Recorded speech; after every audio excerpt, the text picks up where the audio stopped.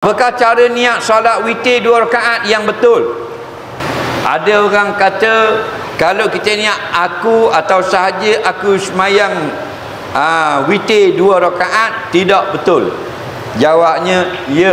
Kata ulama fiqh, kalau kita nak niat nak semayang witir 3 rakaat, kita nak buat 2 dulu, lepas tu baru nak buat se. Faham lagi? Bila nak buat 2 ni witir ke genap? Bilangan rakaat 2 ni genap, bukan witir. Maka seeloknya kita niatlah begini, sahaja aku semayang muqaddimah witir. Faham?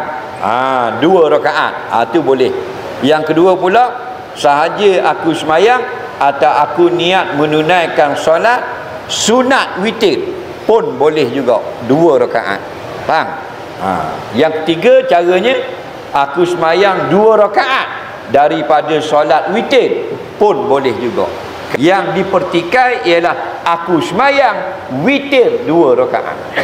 Aku semayang witir tu 3 atau ganjil, tiba-tiba 2 rakaat pula. Jadi orang nesa aku semayang witir ganjil 2 rakaat, dok ganjil pula. Situ ya tanaku.